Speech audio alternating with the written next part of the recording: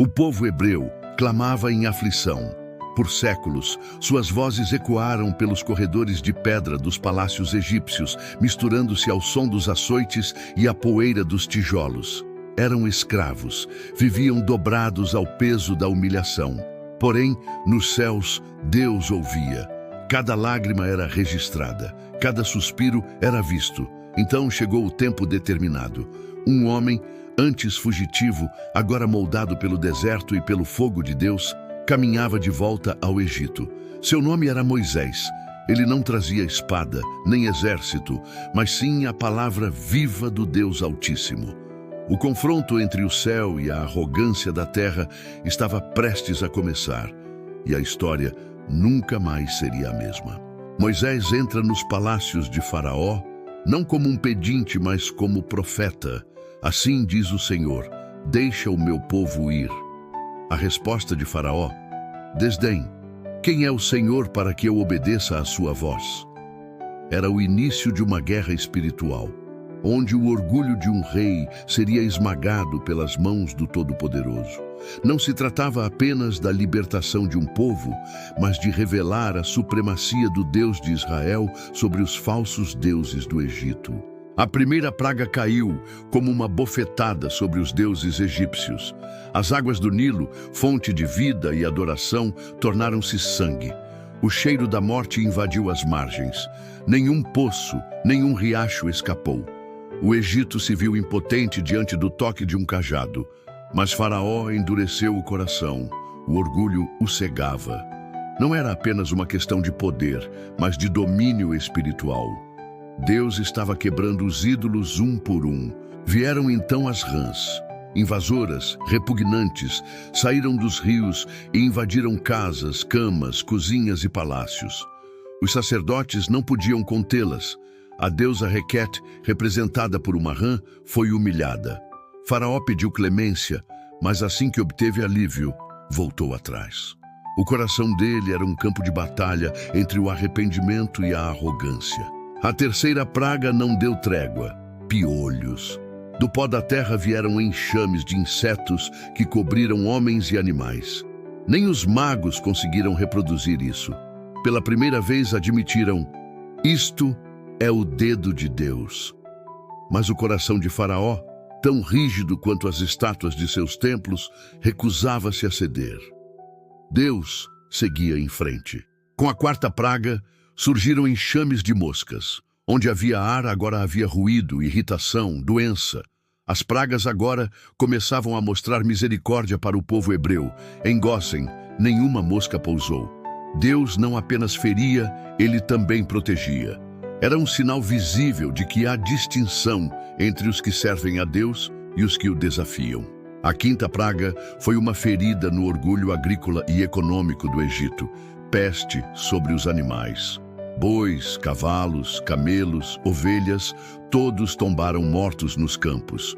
O Egito, potência mundial, agora não passava de uma nação em ruínas, mas ainda assim, Faraó resistia. Era como se o orgulho o tivesse condenado à destruição. Na sexta praga, o castigo tocou a pele. Feridas e tumores irromperam nos corpos dos egípcios. Sacerdotes, guerreiros, nobres, todos marcados. Até os magos não puderam mais ficar em pé diante de Moisés. O juízo era total e o aviso claro: ninguém está acima de Deus. O céu então se tornou o palco da sétima praga. Deus fez chover saraiva misturada com fogo. Árvores foram despedaçadas, plantações destruídas, animais e pessoas atingidos. Era como se a própria criação estivesse em rebelião contra o Egito. Mesmo assim, o faraó admitiu: pequei. Mas foi apenas um eco vazio, pois seu coração logo se fechou novamente. Na oitava praga, o chão sumiu. Nuvens negras de gafanhotos tomaram o país. Eles devoraram o que sobrou. Era o golpe final na soberba egípcia. O Egito, outrora fértil, agora era um deserto espiritual e físico. Mas Faraó seguia resistindo, como um rei naufragando com seu trono. A nona praga foi um silêncio negro. 3 dias de trevas, não trevas naturais, mas um breu tão denso que ninguém se movia. Era como se o mundo tivesse parado. Em Gósen, porém, havia luz. Deus estava dizendo: só eu sou a luz verdadeira. Os egípcios, adoradores do deus Sol Ra, viram seu ídolo impotente, mas o coração de Faraó estava endurecido como pedra. Então veio o anúncio da última praga. Deus daria o golpe final. Não era mais apenas um aviso, era juízo. O primogênito de cada casa egípcia morreria. Dos nobres aos servos até os animais. Mas aos hebreus foi dado um sinal: sangue nos umbrais das portas. O anjo da morte passaria, e onde houvesse sangue, haveria salvação. Era o início de algo eterno. A noite caiu, e com ela um clamor nunca antes ouvido. De casa em casa, mães choravam, pais gritavam, o Egito gemia. O primogênito de Faraó jazia sem vida. O rei agora sabia: Deus é real. Quebrou-se o orgulho. E com lágrimas e dor, Faraó libertou o povo. Depois de 400 anos, Israel estava livre. A escravidão havia terminado. Essa história, mais do que um evento antigo, ecoa até hoje. Cada praga expôs um falso Deus. Cada juízo revelou a justiça de um Deus que luta pelos seus. E cada gota de sangue no umbral apontava para um sacrifício maior: o sangue do Cordeiro que tira o pecado do mundo. A Páscoa nasceu ali, em meio ao caos e ao clamor. Muitos hoje vivem no Egito moderno, escravizados por vícios, traumas, sistemas, clamam em silêncio como os hebreus de outrora. Mas Deus continua ouvindo.